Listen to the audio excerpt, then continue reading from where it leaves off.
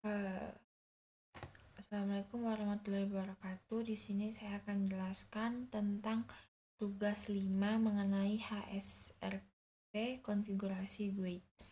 Jadi di sini kita diminta untuk melakukan spanning terhadap protokol provides loop free. Jadi kita diminta untuk konfigurasi HSRP-nya pada router 1 dan router 3. Nah, awal-awalnya kita tuh melakukan konfigurasi dulu kepada router 1 dan router 3. Di sini saya sudah melakukan konfigurasi terhadap router 1 dan router 3. Bisa dilihat ini enable konfigurasi dari sini sampai ke sini. Jadi kita masukin interface-nya, terus standby version 2, terus standby 1 IP address-nya kita masukin. Nah, setelah itu kita juga masukin untuk standby 1 priority 150 sampai di standby 1 preempted. Terus setelah itu kita lanjut ke router 3. Di mana di router 3 ini kita melakukan konfigurasi yang sama terhadap router 1.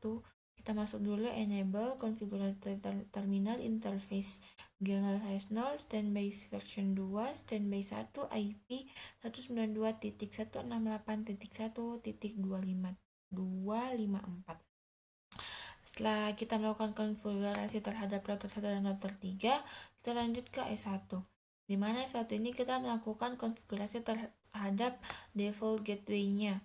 Jadi di sini kita masukkan untuk default gateway-nya itu 192.168.1.254. Nah, untuk S3-nya kita lakukan hal yang sama terhadap S3, yaitu enable configure terminal, IP address-nya IP default gateway-nya 192.168.1.254. Nah, setelah kita melakukan konfigurasi terhadap router 1, router 3, S1 dan S3, kita jangan lupa untuk melakukan pengisian default gateway-nya terhadap PCA. Jadi awal mulanya itu di sini 192.168.1.1. Nah, yang terakhirnya angka 1 itu kita ganti menjadi 254. Terus PCB juga kita melakukan hal yang sama. Awalnya di sini 3 kita ganti menjadi 254. Nah, setelah proses yang kita lakukan tadi sudah benar, maka hasil completion yang kita dapatkan adalah 100%. Sini kita cek apakah udah tercentang semua, harusnya sudah ya, karena sudah 100%.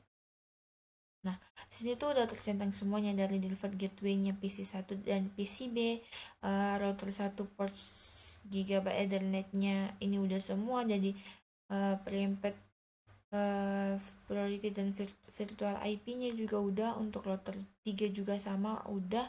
Untuk S1 dan S3 default gateway-nya juga kita udah set dia. Nah, jadi cukup sekian yang dapat saya sampaikan. Kurang lebihnya mohon dimaafkan.